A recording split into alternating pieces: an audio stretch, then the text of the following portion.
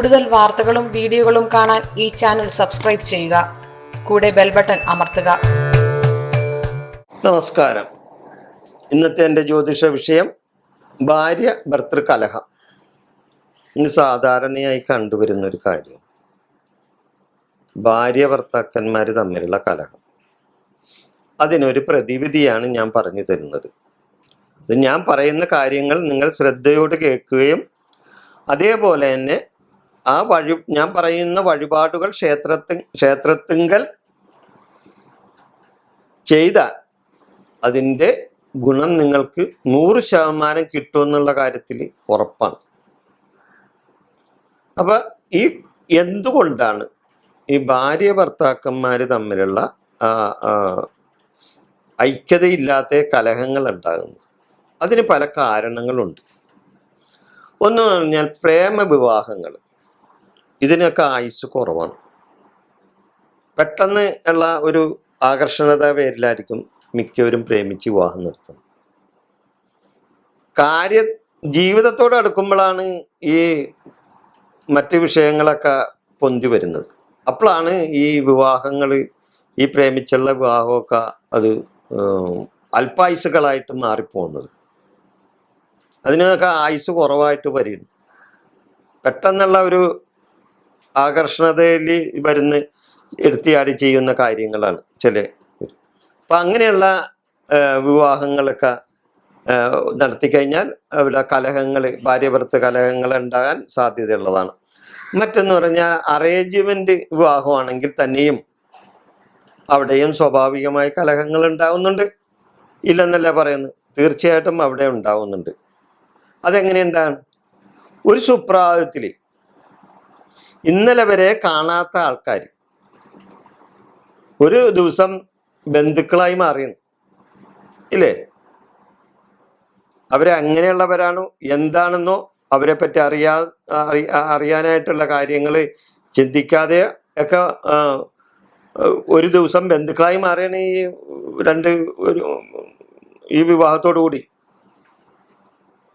അപ്പൊ സ്വാഭാവികമായിട്ടും അവിടെ കുറച്ച് കഴിയുമ്പോൾ കലഹങ്ങൾ വരും.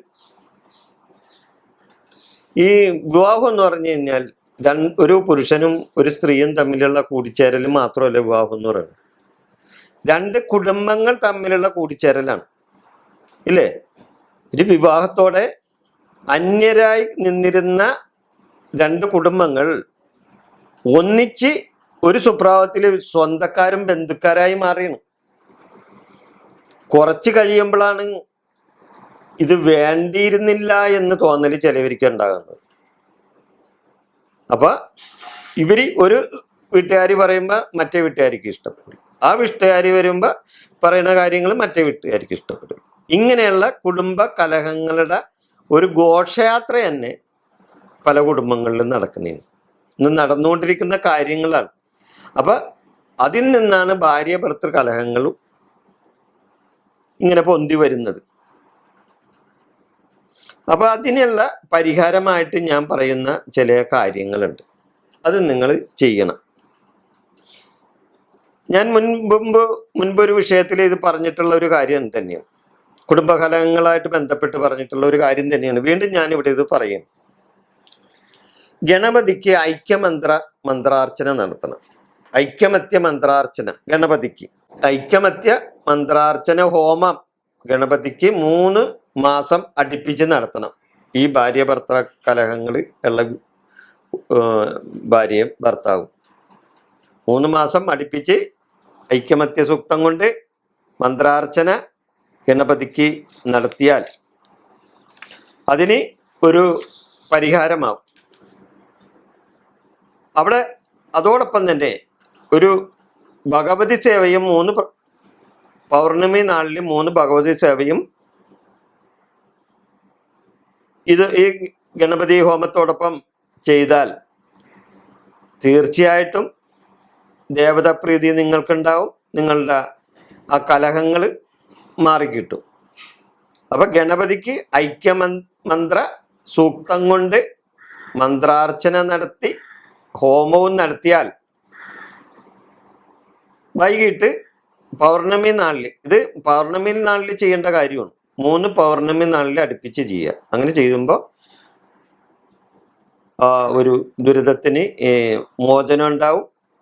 ഇനി ഞാൻ നിങ്ങൾക്ക് സ്വയം ചെയ്യാവുന്ന ചില കാര്യങ്ങൾ ഞാൻ പറയുന്നുണ്ട്. അതും കൂടി നിങ്ങൾ ചെയ്യണം. ഞാൻ പറയുന്ന കാര്യങ്ങൾ: ഓം ശിവശക്തി ഐക്യരൂപിണിയേ നമ. എന്താണ്?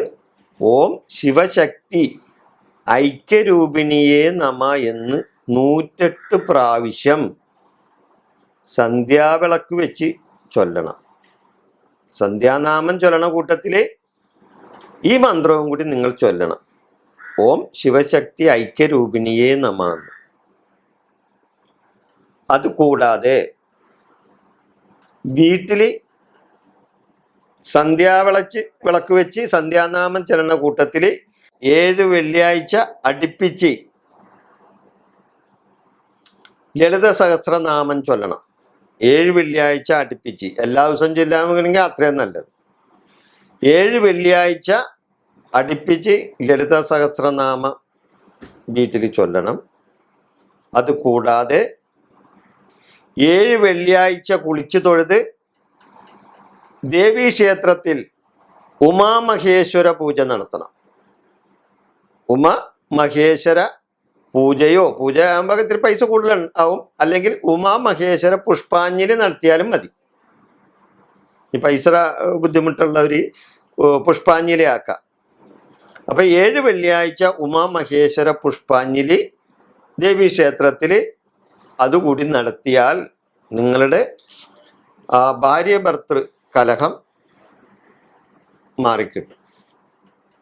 അനുഭവസ്ഥർ ഒരുപാടുണ്ട്.